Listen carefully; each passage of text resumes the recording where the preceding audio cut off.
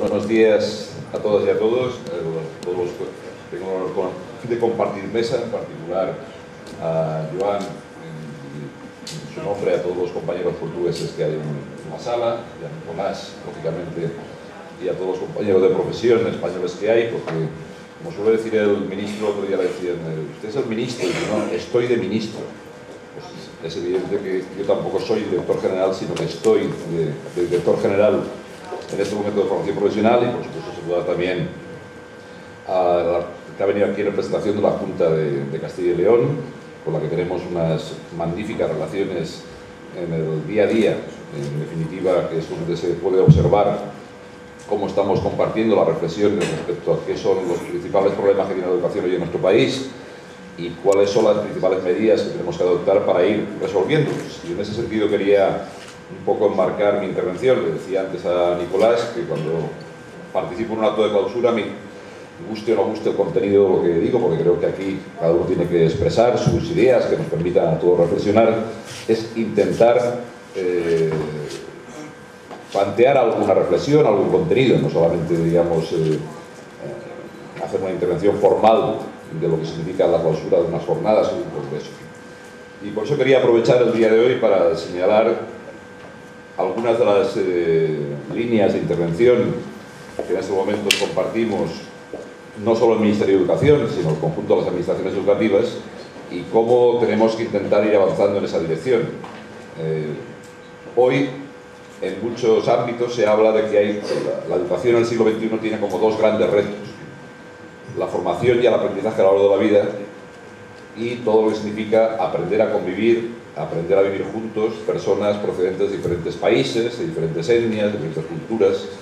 y cómo podemos incidir desde el sistema educativo, pero no solo desde el sistema educativo, para responder a esos grandes retos de la educación. Grandes retos de la educación y de la formación. La formación y el aprendizaje a lo largo de la vida no es, digamos, una frase bonita que responde a algún tipo de moda actual. Es una necesidad que tenemos en la sociedad actual, en la denominada sociedad de la información y el conocimiento,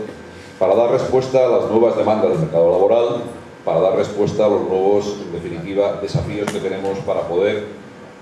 formar a los jóvenes que hoy están en la etapa escolar, pero también a la población adulta en general, con las herramientas necesarias para su desarrollo personal y profesional. Hoy hay numerosos estudios que nos indican que los jóvenes que están hoy en el sistema educativo, los que están hoy en las escuelas y los institutos, van a tener que cambiar de puesto de trabajo e incluso de profesión varias veces a lo largo de su vida laboral. Y esto es un factor importante que creo que tenemos que tener en cuenta todos, porque de lo contrario no estaremos dotándoles de esa formación que requieren en la etapa inicial para dar respuestas a nuevas necesidades. Esa frase que decíamos, porque ya tenemos algunos trienios de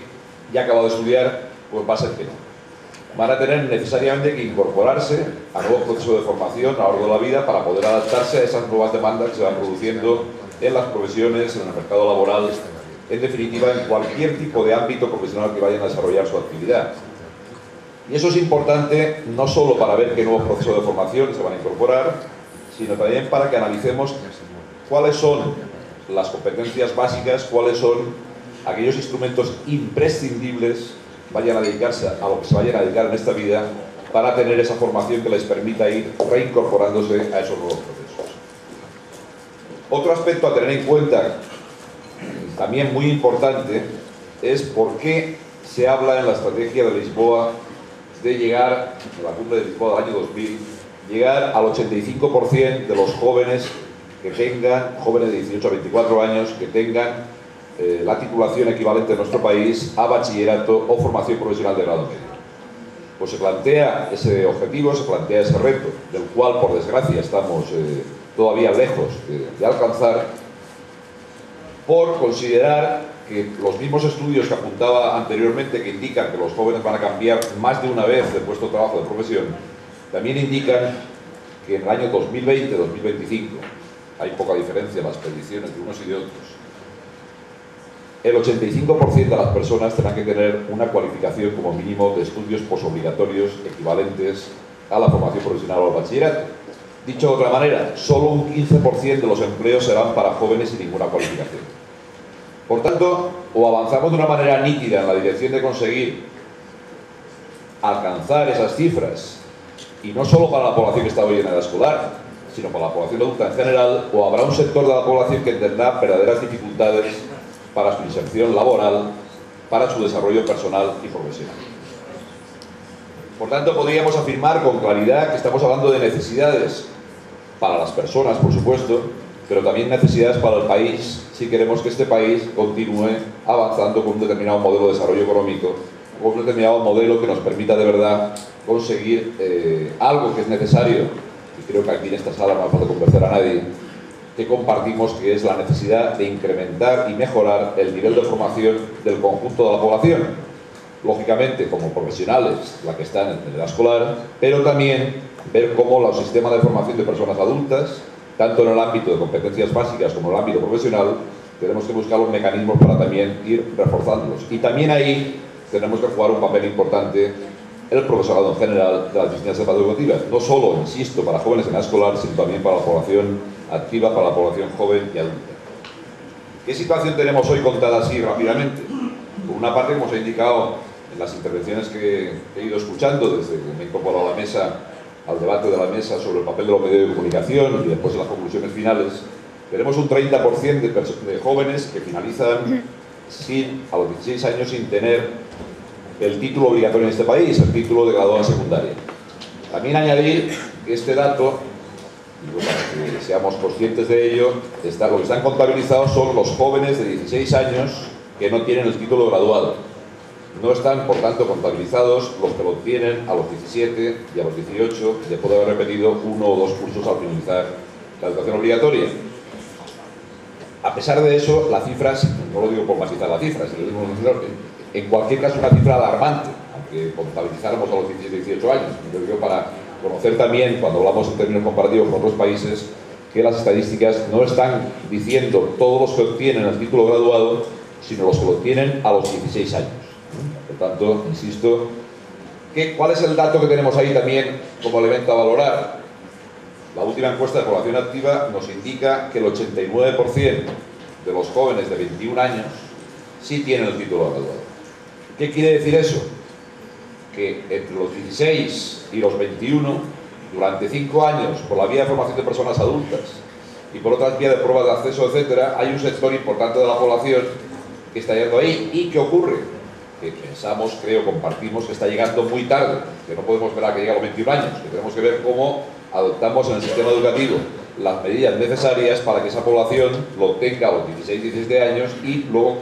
continúe su proceso formativo y no se limite a tener el título graduado, sino que, como indicaba antes, como mínimo que acabe una formación profesional de grado medio o una titulación de bachillerato que le tiene que permitir tener ese tipo de situación.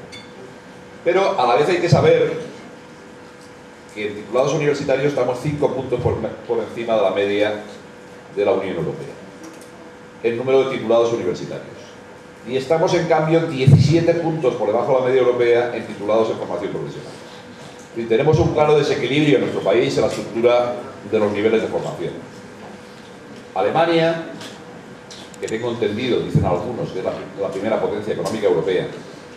tiene un número de titulados universitarios inferior al español, bastante inferior, y en cambio tiene 22 puntos por encima de España en titulados en formación profesional, porque se ajusta mucho más a la necesidad del sistema productivo, a la necesidad del mercado laboral y, en definitiva, a las necesidades de formación que tiene el conjunto de la población. Y eso es lo que tenemos que analizar. ¿De qué forma conseguimos que ese 30% de jóvenes que no tienen la titulación al momento de tenerla y aquellos otros que, a pesar de que la tengan, abandonan la formación, tenemos que conseguir que continúen en el sistema educativo, continúen mejorando su nivel de formación y, lógicamente, debemos de buscar cómo orientarlos, a la inmensa mayoría de esos que no continúan, a que se incorporen a hacer como mínimo un ciclo formativo de formación profesional de grado medio que les permita mejorar sus posibilidades de inserción. Por tanto,